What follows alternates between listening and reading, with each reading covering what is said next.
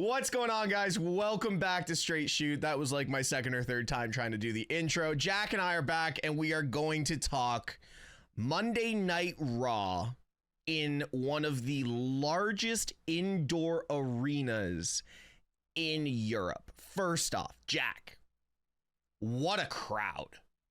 What a weekend for pro wrestling, first off.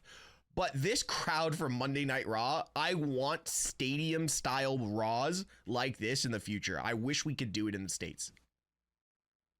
I don't understand why they call it an arena when they can fit 30 to 40,000 people inside of it. It looked like a WrestleMania-level event at Clash in Paris and tonight on Monday Night Raw, since they had to use the exact same production given that it was on within 24 hours, right? Yeah. Like, I don't understand why they just call themselves a stadium or like even a pavilion, you know, because that ain't an arena. That was not arena energy, not arena vibes. That was WrestleMania level energy that Paris, France brought to the WWE this weekend.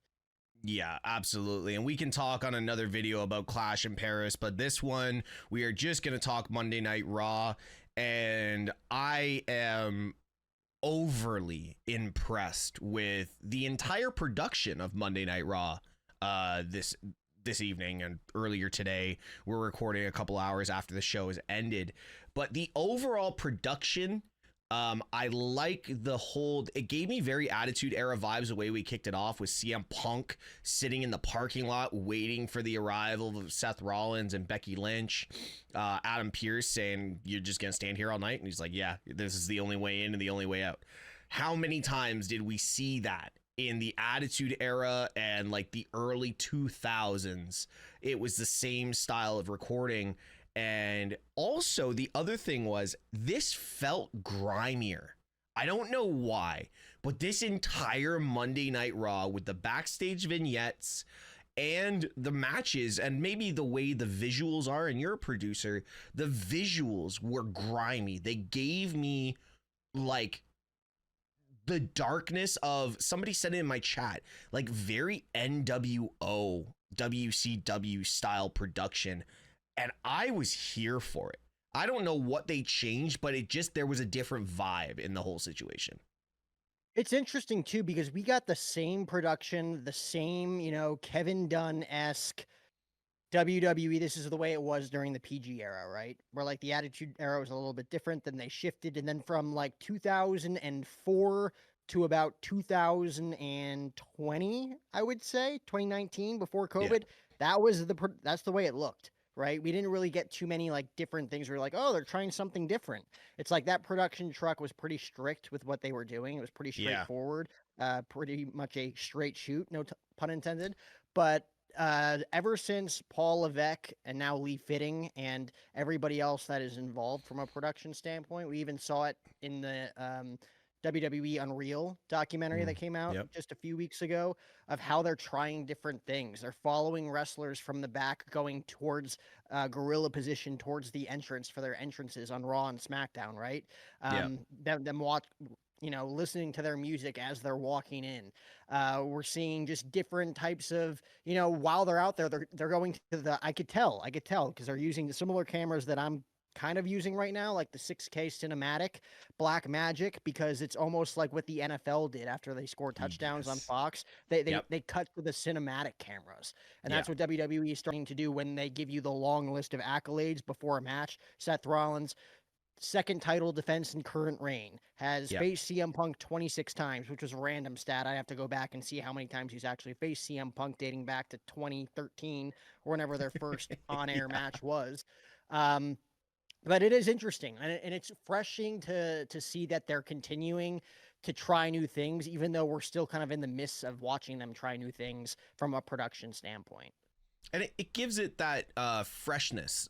Every show's a little bit different. Like, we're not going back to the Kevin Dunn era of camera angle, where you're getting like Tourette's, or you're going to have some form of like episode because you can't actually focus on what's going on in the ring because it's camera angle.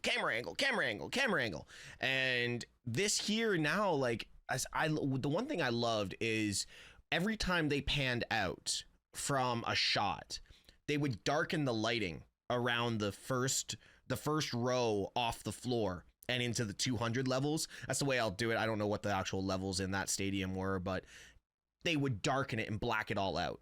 And it would be lighter on the floor, but it felt like, again, like it felt very WCW-esque. And I loved it. Like, it felt like we were back in the Attitude Era with the main event stars, and even we knew the crowd was going to hijack this show.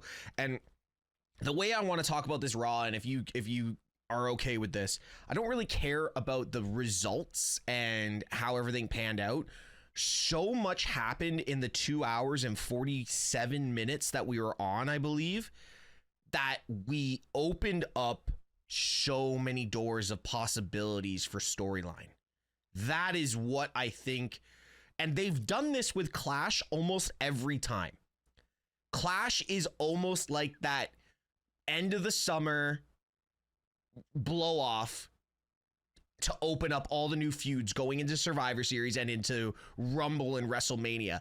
And I love that Clash has become a staple, which is great. But we got the Asuka thing. How many segments did we get with Asuka and Kyrie tonight? 4? We've got obviously the Rhea Ripley, EO. We've found out about Stephanie and EO at WrestlePalooza, which hands down I think is going to be the best women's match of 2025, and that's a lot considering some of the women's matches that we've gotten so far. We had the crowd hijack the show with AJ Styles, 5.5 minutes of singing that damn song, which was insane. Being in Canada, we didn't get the commercials, so we got to see it right through, which was so cool to see. We ended up getting obviously the CM Punk segment, which I think we're going to dive heavily into. And then obviously Jay. Actually, let's start with Jay. The start of the show. Jay's demeanor tonight was different. He wasn't hype man Jay, and it didn't feel like he was main event Jay either. He felt like he was like a blend between Roman and Uso Penitentiary Jay. Like, that was the vibe I got from him. No jumping around. Yeah, okay, his ribs were sore. But even when he entered the arena, yeah, he was yeeting, but there was just this look and the way he moved and his presence with LA Knight. Like, we can run it. Like, if you want to run it, we can run it right now. And then, unfortunately, Bronson Reed and Braun Breaker got involved. But there was something different about Jey Uso tonight. I will say, ever since Roman Reigns came back, they had their tag team match at SummerSlam last week. Roman told him, whatever you do, you can't trust CM Punk. CM Punk then gets a boot to the mouth from Jey Uso to end Raw last week. I think we're starting to see WWE not necessarily move on from the hype man Jey Uso, because it's made them so much money, and it's made them so much money specifically in merchandise sales as well as Jey Uso. I think Jay is trying to maybe even like try different things. He knows he's over. He knows main event Jey Uso and, 4 letters, 1 word, yeet. Like, that's gonna sell out tickets all around the globe. Of course. So he's already over as hell, one of the most over professional wrestlers today. Why not implement certain things that you want to try that kind of inspire you? With Roman coming back, does Jey Uso, now as a former world champion in his own right, kind of mask that same personality that the tribal chief once had and almost become a little bit more edgier, a little bit more cockier?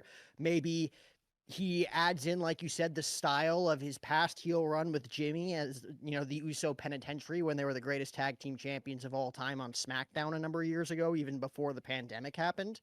Yeah. Maybe we get a mix of that where it's like you kind of get a glimpse into the future of what maybe a heel Jey Uso would look like following this whole huge yeet movement that has happened over the past couple of years. But I'd be interested to see how long they play that out. Maybe, like I said, I think this is them just testing something, like Jay being like, I have different avenues I can go in, because one day, not anytime soon, obviously, with the reactions that he's getting, but one day, this yeet thing is going to get a little tired. It's going to get a little tired. A lot of people will say that right now, but dude, you can't deny the energy that you see in some of these arenas and some of these stadiums. Like, I don't think it's even close to running stale in their eyes, but eventually it's going to, even in the eyes of Paul Levesque. And here's the thing, and we're going to break down Monday Night Raw through and through, but this is a nice way of, because we opened with Jay and we finished with Jay, which was really a nice sequence, because yes, the Yeet thing is going to get stale, but the one thing we got to look at Clash in Paris, he wasn't even in his gear. He was in workout shorts. So and everything with WWE is foreshadowing, it's Easter eggs, they do everything to swerve the fans at this point and the content creators that everyone thinks know everything. No, we just get swerved as much as you guys do. And the cool part is now that we have Triple H literally feeding lies to the insiders and it getting even better that way. I'm wondering if this is that turning point. Now that we got Jimmy and Jay presumably back together. A rumor is once we all go fully to ESPN, we're getting the draft. So I'm wondering if Jimmy and Jay are going to get back together, because if you heard at the end of the show, he goes, I can't do it alone. And Jimmy was just like, yeah, I'm here, brother. Like, I'm here. Don't worry. Like, we got this. So I'm almost wondering if they're going to keep Jay with Jimmy. And this is obviously our build all the way into Survivor Series War Games. But are we going to see that more aggressive side of Jay and Jimmy now, that Uso penitentiary, but on top? Like, Jay's on top. He's still in the world title hunt, and having his twin brother next to him is just even more fuel for the fire, right? So can we get like the Uso penitentiary version of the Usos, but in the actual main event and not the proverbial mid card where the tag titles are? They did main event WrestleMania 39, Steve. You got to give credit to where credit's due. I do understand what you're saying, because Jimmy, as of right now, his only direction is to help members of the family. I mean, he was trying to convince Solo, or Solo was trying to convince him to join the MFTs. Then Jimmy was helping Sami Zayn on SmackDown. Now he's helping his brother Jay. No real, direction other than the fact that he got his wife pregnant, and that was big news, both on Monday Night Raw and on Stephanie's Places on the podcast, right? So that's another news. So congratulations to Big Jim and Naomi. But this would be a fresh coat of paint, to your credit, of the Uso penitentiary. It doesn't even have to be the Uso penitentiary. It could just be like this brawling street fight style with Jimmy and Jay, presumably to go up against Seth Rollins' group in the Vision, right? Because to me, it seems like this could eventually lead to like a 6-man between Seth, Braun, and Bronson against the Bloodline, Roman, Jay, and Jimmy. But for now, I think we could get Jay and Jimmy versus Braun and Bronson at WrestlePalooza, because I think every match on that card is going to have to be major, and it sounds like they're going all out for that one. I mean, we could only speculate what that is going to look like. And I think Mama O'Hara's FaceTiming. I'll call her later. Shout out to Mama O'Hara. If only The Rock could make a belt saying Mama O'Hara and wipe my blood across it in the rain. But no, Jimmy and Jay Uso versus Braun Breaker and Bronson Reed, to me, is the plan for WrestlePalooza. We're probably going to see Cena and Lesnar. We're probably going to see the tag team match that I'm sure we're going to talk about and that we could speculate wildly on for the next 4 days before SmackDown in Chicago. We're probably going to get Cody versus Drew. It's going to be a star-studded event. I'm sure Jelly Roll's clamoring for a one-on-one match with somebody. It's going to be huge. But Jimmy and Jay Uso together once again. I remember I told you this a few months ago. I'm like, what if they get back together? And you're like, no, nobody's ready for that. Are you ready now, Steve? Are you ready? I am. The way they played it out, I am. I'm very... A lot of it... You know what? With Monday Night Raw tonight, and it's not turning away from anything that you just mentioned, but the only thing I didn't like with Monday Night Raw is the way they finished it. It should have been those two, the tag match, and then the Punk hijack of the show. It feels like the crowd didn't really appreciate the whole Jimmy Uso run in. It felt like it just died. But other than that, like Jimmy and Jay back together to take on the Bronze, I'm here for it. Putting the Usos back together, but still finding a way to give them their individual moments. I'm here for it. I think we're in for a very interesting fall and run into the Royal Rumble. I actually think a lot of people are thinking, oh, Sami Zayn, he's probably going to win the Royal Rumble and, move on in Saudi Arabia. I'm not so sure anymore. Just because of all the storylines and everything that's happening right now, there are so many main eventers for WrestleMania right now that we are just spoiled for options right now in WWE. That's the one thing I like. But to get off the Uso part of things and to finish that off, I'm here for it. I'm excited. And they have done it in such a way that, again, their identities are not going to just be, oh, which one are you? We obviously know who Jimmy and Jay are now. But the cool part is they're still going to be able to be one of the greatest tag teams in the world. Braun and Bronson, they have seemed to be elevating every feud that they've been in so far. Obviously, being in the Vision and the direction the Vision is going is dark and fantastic. We'll definitely get into that. But yeah, any final thoughts on the Jimmy and Jay thing before we move on from that? And we are speculating wildly on this because all we know is that Jimmy saved Jay tonight on Raw to close the show. Is the writing on the wall that they're going to be a team again? Hell yeah, and I can't wait for it. Do they come out to the old Uso song, which is essentially Jay Uso's song with different lyrics? I hope so. It'd be cool. It'd be cool to see the Usos back together on a large scale, like you said, in the main event for. I mean, they did main event WrestleMania. I know they were Roman's lackeys, but they were still the longest reigning tag team champs of like the last decade. So Jimmy and Jay back together against the Bronze. The Bronze versus the Usos. Sign me up. And that could lead to something even bigger down the line at War Games. Yeah, sign me up. Kairi Sane, Asuka, and Io Sky. 4 segments tonight. I feel horrible for Kairi Sane. First off, she's like the little lackey that gets dragged around by Asuka.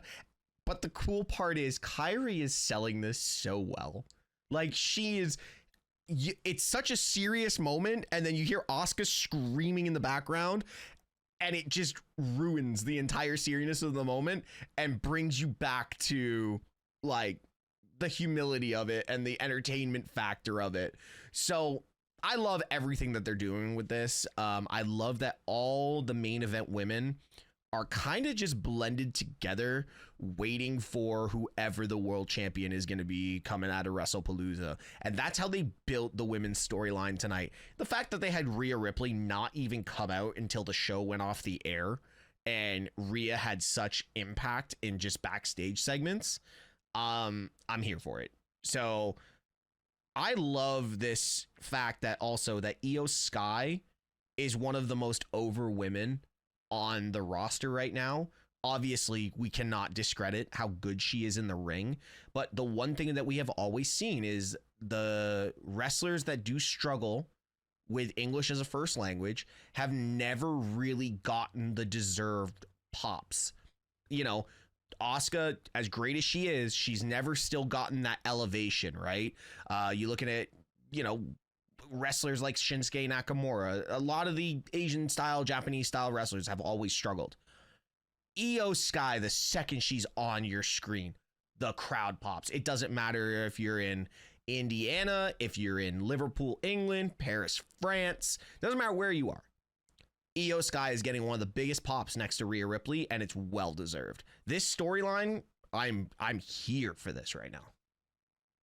Sidebar for a second. I once went to Madison Square Garden 2017 it was a WWE live event. It was like the SummerSlam Heat Wave or something. It was just like a live show at MSG. And the show kicked off with a match with one of my favorites of all time, Dolph Ziggler, taking on the 2017 fresh out of NXT Shinsuke Nakamura. Yeah. He probably got the loudest pop of the night that night at Madison Square Garden. So I will play devil's advocate here, just, to be the Skip Bayless tier Shannon Sharp for a second. I think Shinsuke Nakamura, like NXT Shinsuke, when they first acquired him from New Japan, and when he first got called up to the main roster, that Shinsuke got pops. Yes. pops. And Asuka as well. Probably one of the, in my opinion, one of the best female theme songs or entrance songs of all time. Mm-hmm. I think it's one of the best, and she used to get big pops, a few years back. But considering that they haven't really like changed her character all that much, besides from being like a face and a heel, it runs stale. But I would Yeah. argue that they've had their moments in the sun.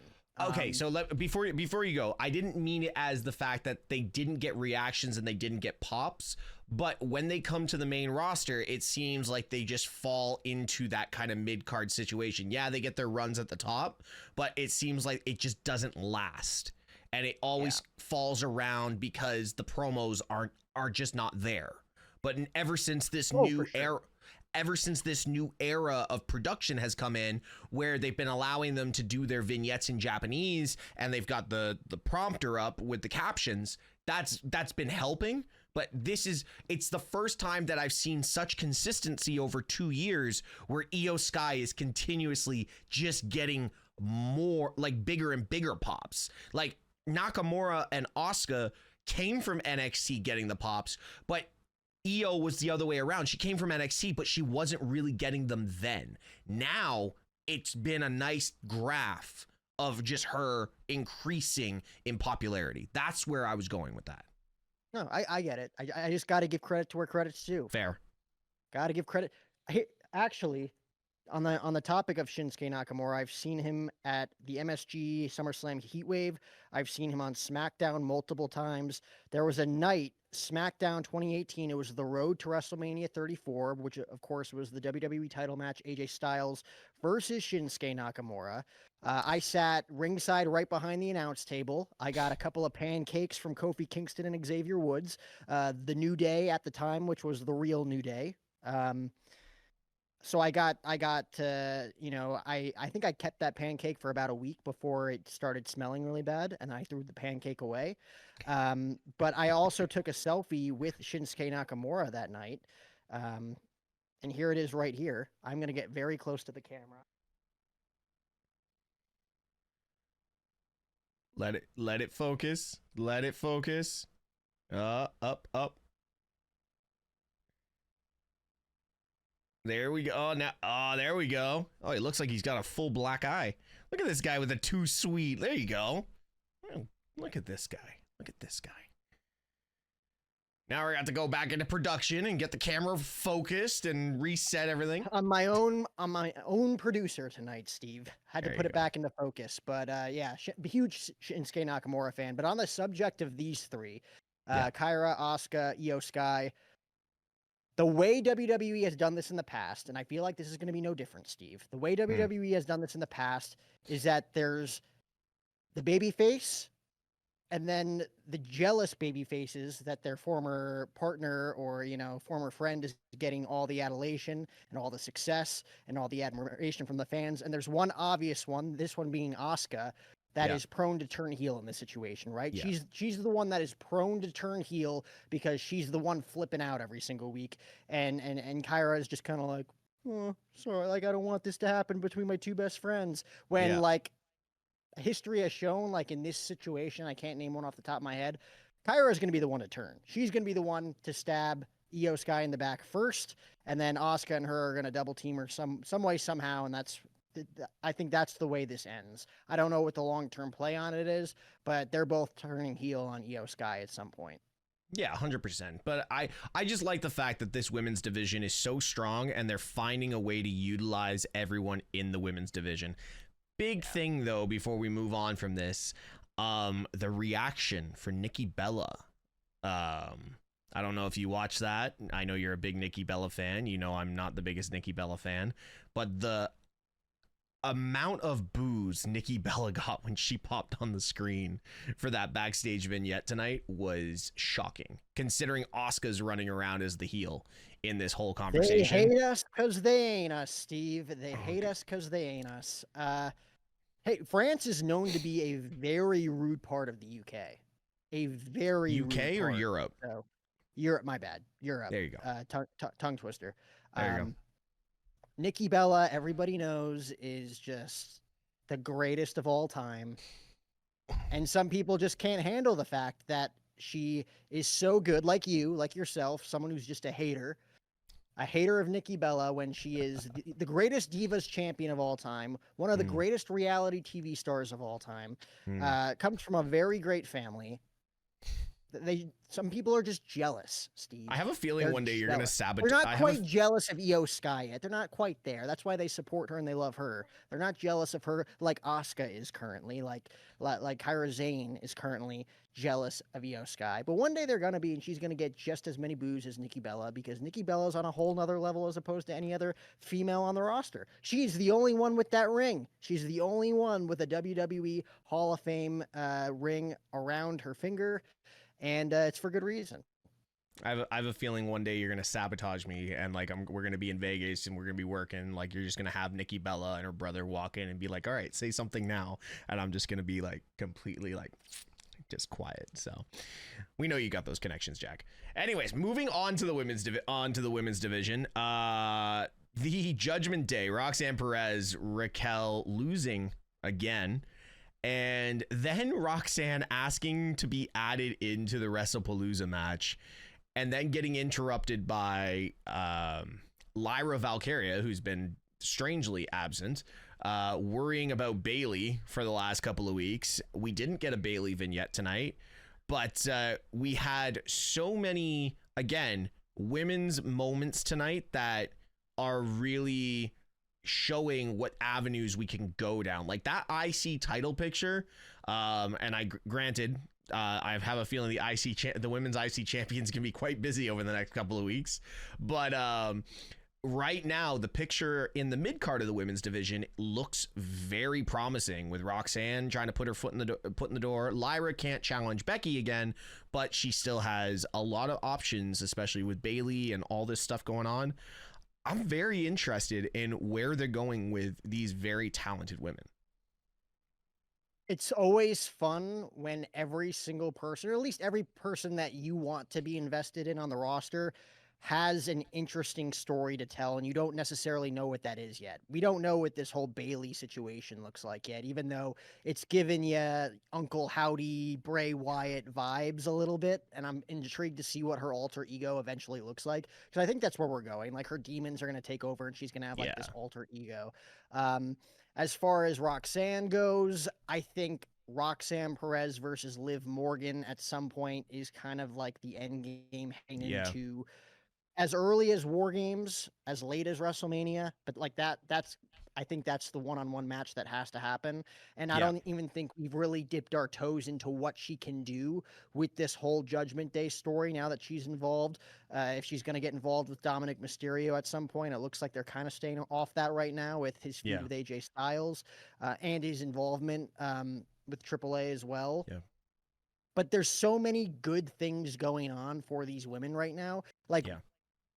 3 weeks ago, we thought we were possibly getting Naomi versus Stephanie Vicker at Clash in Paris.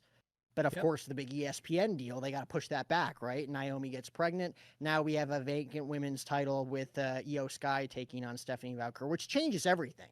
Oh, yeah. Because initially you're thinking, no way Naomi loses it in first title defense in Paris, or her No. second title defense, right? Stephanie was going to be made to look great. Like Michael Hayes always said about Roman back in the day, like, you got to make Roman look really good. You got to make him Yeah. look really good. Like, you have to make Stephanie Vicker look really good in this Yeah. match.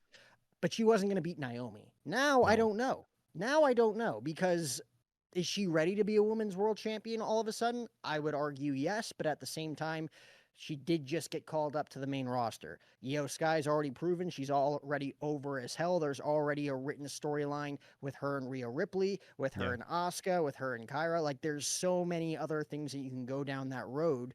But it would be cool to see Stephanie Vicker, kind of like the same way. Like, I almost look at this Io Sky versus Stephanie Vicker match as like Seth Rollins versus Finn Balor at SummerSlam 2016, where there's like the proven over person in the match. And Yeah. granted, like, Io's a face and Seth was a heel, but then you have like your NXT like face star that you just called up in Stephanie Vicker, who was Finn Balor at that time. Yep. And they put it on Balor. Didn't end great for Finn that night, but this could be a situation where if everything goes according to plan and she doesn't get hurt in the match, she wins a world title, and now she's potentially facing Tiffany Stratton in Perth. a scenario where she's facing the likes of Rhea Ripley, because that's actually a fresh match that I think everybody would love to see, is Stephanie Yeah. versus Rhea. Yeah. Um, so I think either way they go, I just hope it's a great women's match. Like you said, it has the potential to be the greatest women's match of 2025. I just want to see a great match. I really don't care who wins this match. I don't either. I really don't. I just love that the women's division is totally getting what it deserves, and every woman, basically, minus Natty and Maxine Dupree, are somehow involved being on the main roster, which is top tier. And I think with the actually with the speed title going to NXT, I think there's more involvement for the likes of like the Candice LeRae's, the Natties, the all that kind of stuff. So that's going to be there. Yeah. Let's talk Judgment Day. Let's finish off with Judgment Day before moving into the two biggest parts of the night, where it's Dom and AJ, and then obviously CM Punk, Seth, and Becky. But Judgment Day seems like the cracks originally started months ago, but the cracks are starting to get bigger. The pot shots are getting more like potatoes that you get in WWE when you receive your receipt.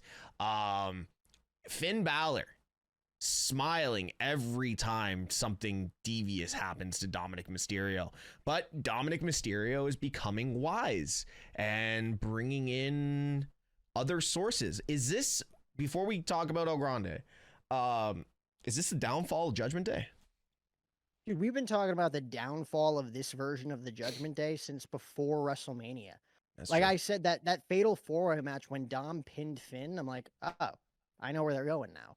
They could have even broken them up after WrestleMania, and I would have had no problem being like, of course they're broken up. He pinned his own, mentor, essentially, to win the Intercontinental Championship. So ever since that day, I think Finn, as vicious as he is and vindictive as he is in this heel role of the Judgment Day, he's out for blood. He's been out for blood on Dominic Mysterio ever since then. And once we finally get this Finn versus Dominic match, I don't know when it's going to happen. I don't know if it's going to happen for the IC title, but when it happens, I guarantee you in the promo package leading up to that match, him frog splashing Finn Balor and pinning him in the ring 1, 2, 3 at WrestleMania 41 will be played. And Finn will bring that up at some point in their promo battles, because that's when it started to me. And then of course Liv Morgan gets hurt, you bring in Roxanne Perez, there's a little bit of flirting here, a little bit of flirting there, all of a sudden Raquel Rodriguez is on the same page with Roxanne Perez, both men's and women's side. And I gotta give credit as well, Carlito, man, one of the greatest ever. They just wrote him off with nothing. They wished him well in his future endeavors, John Laurinaitis style. But he was involved in that as well, playing video games backstage. You have stories on the women's side with Liv and Raquel and Roxanne, and you have stories on the men's side with Finn and Dominic. And however little JD McDonough wants to get involved, by all means, he's Finn's best friend. But those are the stories that we're getting, and then that'll form into the next version of whatever stable either of them want to be a part of, or if they all just break off into singles competitors again, because I wouldn't mind that either. No, that's for sure. Let's go into the IC title match. Obviously, we talked the crowd in France singing for AJ, and we knew this was going to happen. But the match itself, wow. Like, I thought AJ and Dom actually tore the house down in this match. Everything, even Dom, like, carrying a lot of that match and showing how much he's able to go with the likes of AJ Styles. And I thought for quite some time during this match, I thought they were going to put the IC title on AJ just to get that major reception in Paris. Like, you can't not after that, and they found a way to not do it. But Dominic Mysterio looking like he's going to come out of the next AAA event as a double champion at this point, because coming out as the IC champion, beating AJ Styles in devious manners with the help of El Grande Americano. What version of El Grande is this? Part 2? El Grande Americano Part 2, helping out Dom when everyone was else banned from ringside. What are your thoughts? I love El Ludwig Americano. Yeah. I love how you just really want to see him as a double champ in AAA. I love that he's still the Intercontinental Champion because I think he is not only elevating the title, but he's elevating himself at the same time. Yeah. I look at this AJ feud as the same way as I looked at the Becky Lynch Sarah Valkyria feud, even though the roles are kind of reversed, where, AJ was Becky, but he was the challenger, and Lyra is obviously Dominic Mysterio, but he was the champion. Yeah. And Dominic Mysterio got 2 huge pinfall victories over AJ Styles in a number of 4 weeks, which is huge for him. I personally would love to see AJ Styles win the Intercontinental Championship at some point because I've wanted to see John Cena challenge for the Intercontinental Championship ever since I became a fan of professional wrestling back in 2009. And I don't think we're going to see it. Him versus AJ for the IC title. Imagine if John Cena was still a heel and him going after the Intercontinental Championship and AJ Styles, that clash in Paris. That would have been just like, come on. Yeah, man. But he could still do it with Dominic Mysterio. John Cena versus Dom. Are you kidding me? The greatest of all time, the most over star on the roster versus the most hated guy, the most booed guy on the roster, even though people secretly love Dominic Mysterio. I think that AJ Styles getting his due is something that I couldn't have imagined in my wildest dreams because he's on his way out too. He only has so many months left before his contract runs out and he calls it a day because he is retiring within probably a year. I liked it. I liked the build. The crowd was awesome. I liked the finish because I didn't think AJ was going to win, even though he was over in the match. Like you said, I thought Dominic Mysterio is going to lose. When he loses this Intercontinental Championship, it's going to be at a massive PLE. And he's still well on his way to elevating the title. Yeah. Bless you. All right. Let's just get into it. CM Punk, Seth Rollins, Becky Lynch, and all the little hints of what's coming in the next 4 days. I personally cannot wait for Friday Night SmackDown. I think we might actually get one of the largest pops since the return of CM Punk in Chicago. If this is all playing out the way it is, but CM Punk hijacks the show before the main event, calls out Seth Rollins, and wow, we didn't get Seth Rollins. He did ask for the man, by the way, in that promo. He asked for the man, and boy, oh boy, did he get the man. And I really loved how they went with this with Becky Lynch, not making it all about Seth and me defending my hot husband. That is not what Becky Lynch did. Becky Lynch finally got to voice her grievances because, yes, if you do remember, go back. The CM Punk chants happened when in Becky's matches as well. Like when Punk was gone and people were bored of the women's matches and the way they were booked, they started chanting CM Punk. And that's no discredit to what Punk did. And that's not discrediting what the women were doing at the time. But if I'm someone and I'm wrestling, like one of the biggest things I hate in pro wrestling and watching the show is the wave. I hate when they start doing the wave in the crowd. It makes no sense. It's disrespectful to what's going on in the ring because you're not focused on that. You're focused on the crowd. I don't like it. So I love that they went down this road of Becky Lynch finally being able to voice her grievances to CM Punk, saying, I didn't just do this for my hot husband. I did this because you ruined parts of my career as well. And I love that avenue that they went down. CM Punk combated this so well, saying, it's not my fault. I'm the best in the world when I'm not in this ring. I'm the best in the world when I am in this ring. It's them who says it. He sounded very John Cena, but he did it in a very CM Punk way. Obviously, we got Seth coming out and saying, hey, I'm right here. Come get me. Becky doesn't let him pass because she's not done with CM Punk either. Seth walks away and,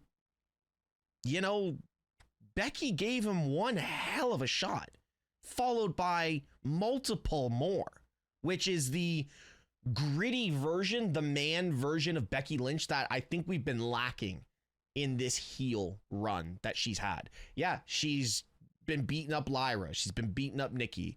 She's been just the jovial heel is what I think I'd call it. But this is the version of Becky being like, no, like this is the grit that I think she's been missing. And that's what we got now with this Becky involved with the Vision. And she referenced the Vision many times. But well, what was the best version of Becky Lynch? What would you say, leading up to WrestleMania 35, that SmackDown Women's Title reign before she broke her nose? That was all based and built off of real tension and real belief in herself that she was better than everybody on the roster. Yes. And now tonight, I would argue this was one of her greatest promos of all time, in 100%. My opinion. 100%. Going after a guy that her and her husband, you know, her ride or die in life, have had personal issues with and have had a lot of animosity towards. And it all kind of boiled over and it all finally came out because we never thought we would get this moment in the ring with Becky Lynch and CM Punk one day. And I think this is the best version that we need of Becky when it's almost real. Like, obviously, there's points that they have to hit on their promos. But at the end of the day, if I feel that if I was going to sit down at dinner and let Becky Lynch tell me about CM Punk, this version that we got tonight is the version of Becky Lynch I figured I would sit down and have a conversation with. You know? So the realism in this entire promo was fantastic. And this also goes back to what Seth said about, I hate your family. And Becky seemed to basically portray that. Obviously, the fans hijacked it with the AJ Lee chants. But it really felt real. And that's when you, like they said in Unreal, in the documentary, when you can break that border of what is real and what is orchestrated, you're doing a great job. And that's what this promo segment was tonight. Yeah, I think it was one of the best promos of her career. I thought it was perfectly built to where you got a face-off between Punk and Becky, which I'm shocked that we got it within 24 hours, but we did. Me too. Seth looked like a heel. He was hiding behind his wife, you know. Yep. Punk said it. He's not just hiding behind his title. He's not just hiding behind Paul Heyman. He's not just hiding behind Bronson Reed. He's not just hiding behind Braun Breaker, but he's also hiding behind his wife, which I guess is a dig as a man to say that you're hiding behind your wife, right? You hear it all the time. Seth is at the top of the stage, waves goodbye. Punk turns around into all those slaps, just like slap, slap, slap, slap, slap, backhand, front hand, backhand, front hand. And Punk then says the line of, your husband's going to regret cashing in on me, but you're going to regret ever putting your hands on me. And that got probably the biggest pop of the night, because now we can speculate over the next 4 days that CM Punk is heading to SmackDown on Friday in his hometown of Chicago, Illinois. Yep. To potentially go face-to-face with Becky Lynch and Seth Rollins. And I'm assuming that they'd be there too for this. It has to. It can't just be Punk cutting a promo and being like, oh, you're bringing your wife into this? Well, you know, like, it can't just be that. I mean, it could be that, and it would still get a massive pop. But I would like to see Seth Rollins and Becky Lynch in the ring, cornering CM Punk, only for, what is it? Let's light it up. Light it up. It's not a very monumental entrance song. I think the character and the wrestler made it more popular than the entrance song actually was. But as soon as you hear that on Friday night, yes, I love AJ Lee. I love AJ Lee. I hope that pops. It won't. But there were hearts popping up on my screen. We do this every time. Yeah. Thumbs up gives you fireworks, I believe. Yes, it does. And fireworks will be displayed on Friday night in Chicago, Illinois, when we might see the potential return of AJ Lee, which would mark over a decade. More fireworks. We're too excited here on the Straight Shoot podcast for AJ Lee. WWE can't deny it. They are trolling all of us right now with it, almost in a similar way leading up to Survivor Series in 2023 when Corey Graves was dropping CM Punk hits when, you know, it was obvious. Like, Punk's a free agent. There's rumors. It's Chicago. It's Warrior. Like, there was just too much for it not to happen. But at the same time, they built it up to where it's like, all right, we got our hopes up again. And then the static hit. This is one where I think legitimately it could be Rhea Ripley that comes out and saves CM Punk, and she would get booed. Like, it has to be AJ Lee. It has to be AJ Lee. Who comes out on Friday Night SmackDown. And there's really no proof or concept or evidence that she's been training for an in-ring return at all. But I will also go back to the fact that in 3 weeks, we have a pay-per-view called WrestleMania, and it's the first PLE on ESPN, meaning that the WWE is going to pull out all the stops to have every single match be a main event style match, and it does not get any more bigger. It does not get any more charismatic. It does not get any more personal than CM Punk and AJ Lee taking on Seth freaking Rollins and Becky Lynch. Yeah. Whoever thought we would see that?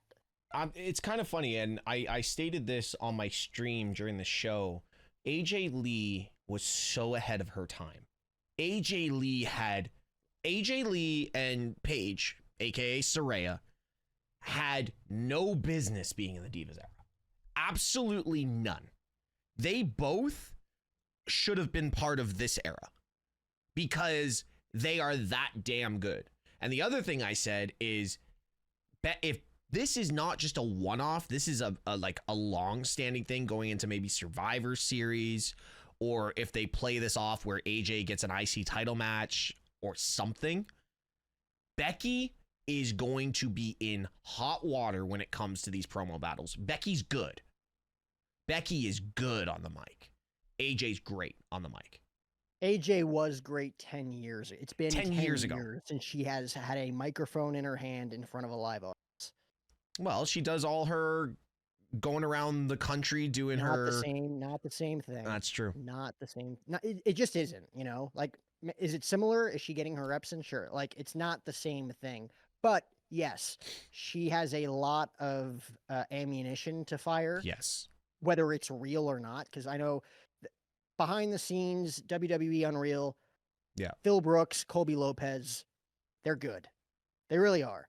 But they do such a great job as actors and as characters to where it's like that animosity is still very much alive on screen. It's alive with Becky Lynch now. Who knows? Maybe AJ Lee takes Becky Lynch to town and still proves that nobody could lace her Chuck Taylors, man. Maybe AJ Lee just has one more great promo battle in her. And, dude, CM Punk and AJ Lee in a promo battle with Seth Rollins and Becky Lynch, that can main event any show. That can main event a PLE. I could watch 3 hours of them going back and forth. Like, I'm dead serious. I could, like, just them throwing shots at each other. I could watch that all for Monday Night Raw. I don't care. I just want to, in this world, I guess, of WWE, and this is where we can close it out, I guess. Never Say Never really holds a lot of value right now. Oh, CM Punk will never come back to WWE. We'll never get AJ Lee versus Becky Lynch. We'll never get Brock Lesnar back. Like, God, anyone who says never anymore, I'm just gonna roll my eyes because well, let me ask you this question: what haven't we gotten yet that we never thought? Moxley. And again, like, he's still going, man. The only argument you can make against Jon Moxley is that his wrestling style is just unattractive to the WWE. Like, he wouldn't be allowed to be this version of himself in WWE because it seems like the Ayatollah of rock and roll be on his way back, which I'm pumped you're excited for that. For January, Riyadh, Saudi Arabia, here he comes. But you just can't ever say never. Jon Moxley and the Shield reuniting one day. That might be the only one, but who's to say? WrestleMania 44, Roman, Seth, and Moxley, the triple threat for who's the best out of all three to finish off all their careers, whatever, I don't know. Anyways, Jack, what do you rate this episode of Monday Night Raw? Because I don't know how close we're going to be, but I think we're both going to be pretty close. To 8.5. 8.5. Don't want to give it higher than a 9. But I also got to put mad respect on it, considering that it was 24 hours after a great, from top to bottom, PLE at Clash in Paris, where we saw John Cena and Logan Paul in a damn near 5-star classic. We saw a tremendous fatal 4-way match with the reveal that a husband and wife power couple is now reigning supreme in WWE. We got to see Roman Reigns get his shoes back. We got to see Roman Reigns autograph his shoes and throw them into the crowd. We saw some wicked spears from Braun Breaker on Roman Reigns. We got to see Roman Reigns put Paul Heyman in a guillotine. We saw a lot. And for them to come out tonight and make it just as damn near equal, if not better, than that PLE says a lot. So I'm going 8.5. I'm going a point higher than you. I'm going 9.5. I'm going 9.5. That might be your highest rating of all time. It is. It's my highest rating this year for Monday Night Raw. That's the Meltzer 5-star. Yeah, basically. I won't go 10. I don't think that it's possible for me to go for a 10, but that is, it's like watching Dave Portnoy do his pizza rankings. He never goes basically above 8.5 or 8.4 or whatever it is. 9.5 is damn near perfect, and I thought the only thing I would switch is the main event and the CM Punk Seth thing.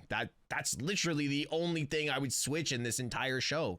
I thought everything was damn near perfect on this show, and the fact that the crowd, we had 30,000 in the arena last night, and then tonight we had just over 20,000.